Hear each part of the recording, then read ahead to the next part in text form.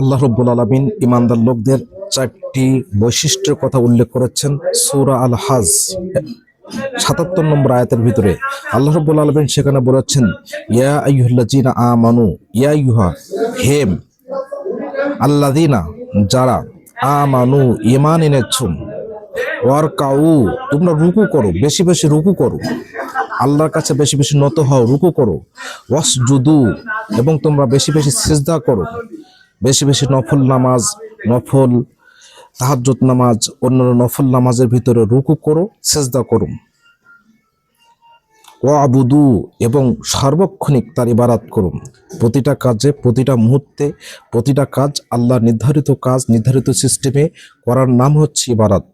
আপনি দুনিয়াতে যে কাজই করেন না কেন, সমস্ত কাজই ইবাদত। যদি আল্লাহ নির্ধারিত সিস্টেমে আপনি করেন, ব্যবসা বাণিজ্য, খানাফিনা, লেনদেন, ওঠা বসা, চাল চলন, সবটাই আল্লাহর ইবাদত, যদি আল্লাহর নির্ধারিত সিস্টেমে আপনি কাজগুলো করেন। এজন্য আল্লাহ রাব্বুল আলামিন বলেছেন, ওয়াবুদু, তোমরা আল্লাহ ইবাদত করো, রব্বাকুম, তোমাদের সেই আল্লাহর সেই প্রতিপালক করে। প্রতিটা মুহূর্তে, প্রতিটা সময় সবকিছু তোমরা ইবাদত করো। ওয়াফআলু খায়রান, এবং তোমরা ভালো ভালো কাজ করো।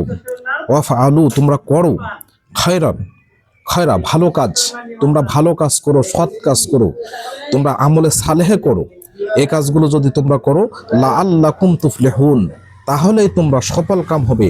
সম্ভবত তোমরা, লাআল্লাকুম, সম্ভবত তোমরা, তুফলিহুন, সফল কাম হবে। এখানে চারটি ঈমানদার লোকদের চারটি গুণের কথা আল্লাহ রাব্বুল আলামিন বলেছেন। প্রথম হচ্ছে রুকু করা, তারপর সিজদা করা, এবং আল্লাহর ইবাদত করা, এবং ভালো ভালো কাজ করা। এই চারটি গুণ প্রকৃতপক্ষে ঈমানদার লোকদেরকে অবশ্যই অর্জন করতে হবে। আল্লাহ রাব্বুল আলামিন আমাদেরকে চারটি গুণ অর্জন করার তৌফিক দান করুক।